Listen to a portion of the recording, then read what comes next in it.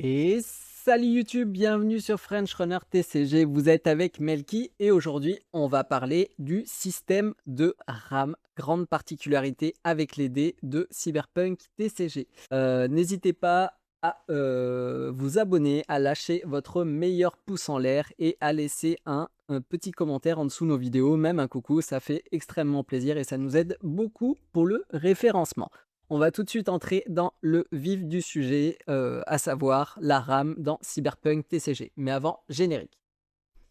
Welcome to Night City.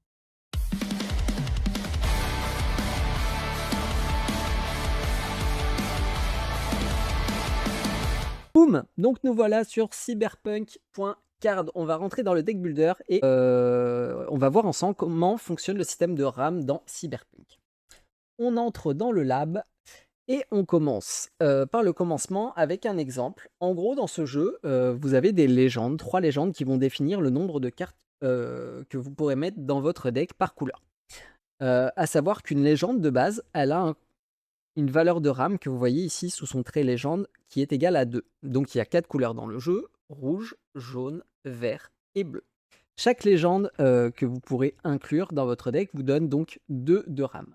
Ici, V Street Key nous donne 2 de RAM rouge, donc qui nous permet de jouer des cartes qui ont un coût de RAM allant jusqu'à 2 en rouge, là où Victor a 2 de RAM en jaune, et du coup conditionnera l'entrée des cartes jaunes à une valeur de 2.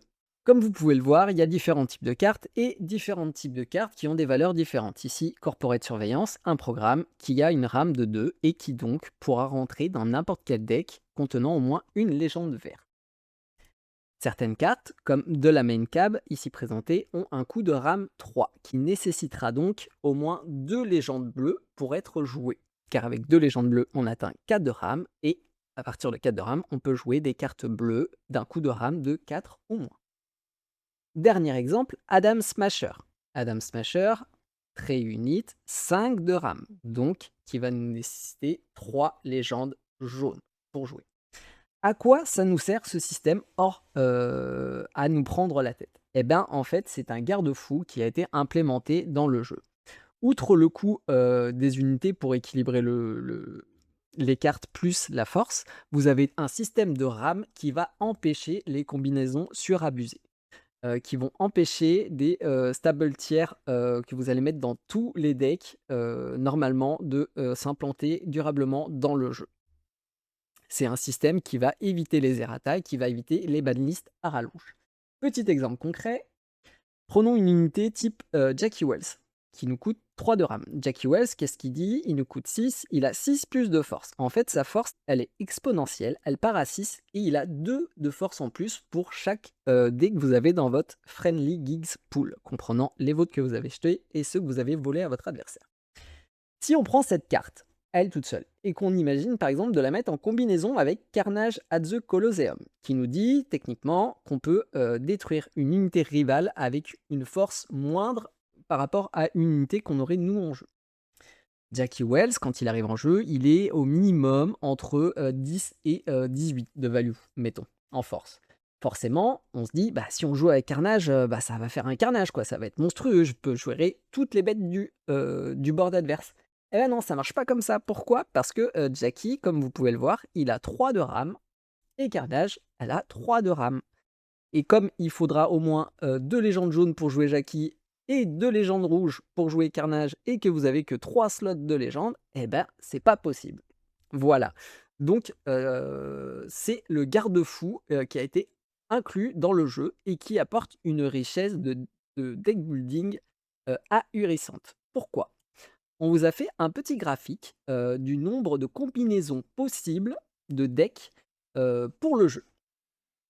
Donc là où d'habitude on va avoir, admettons, 6 couleurs dans un jeu et on va pouvoir jouer, admettons, mono noir, noir bleu, noir blanc, rouge noir, et cetera, et cetera. Ici, en fait, on a beaucoup plus de choix. Pourquoi?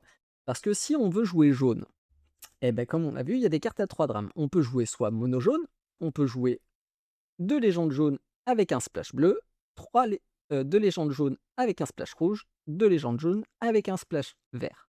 Même problématique en bleu, même problématique en rouge, même problématique en vert. Donc ainsi, là, vous avez déjà 4 x 4, 16 combinaisons possible, juste pour les couleurs de base. Mais on peut aller plus loin, on peut faire du tricolore. On peut faire jaune, bleu, rouge, jaune, bleu, vert, jaune, rouge, vert, bleu, rouge, vert. Bref, pas moins de 20 combinaisons de couleurs. Donc à partir de là, vous pouvez voir que le nombre de decks possibles, sachant que chaque association de couleurs peut amener des decks différents, et tout de suite ultra percutant, ultra immersif. Et il va vraiment falloir se triturer les neurones pour obtenir des choses qui fonctionnent bien. Et c'est pas parce que en tournoi vous allez jouer vert jaune et que votre adversaire va jouer vert jaune qu'il aura forcément la même liste que vous. Voilà donc pourquoi le système de RAM dans ce jeu est quelque chose d'incroyable que je n'avais jamais vu avant. J'ai vu des systèmes de deck building par exemple comme Netrunner où en gros vous aviez une base de couleurs et vous aviez une certaine somme d'influence que vous allez piquer dans d'autres régions pour mettre dans votre deck. Mais des propositions comme ça, de ma vie vraie, de mes yeux vus, je n'ai jamais encore vu ça.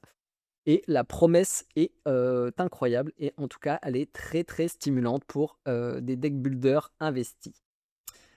Voilà, donc j'espère que ça vous aura parlé. Si vous avez des questions, n'hésitez pas à les mettre en commentaire. On les lit tous et on vous répondra autant que possible. Petit rappel, les préinscriptions pour notre circuit national sont ouvertes. Si vous n'êtes pas encore inscrit et que vous voulez être tenu au courant des prochains événements dans votre région, que ce soit des locaux, des régionaux, n'oubliez pas de marquer votre prénom, votre nom de famille, votre email, ta région et ton département et de cliquer sur envoyer pour être tenu aux nouvelles. C'est tout pour aujourd'hui. Je vous dis à bientôt. Bon run à vous. C'était Melty. Ciao, ciao.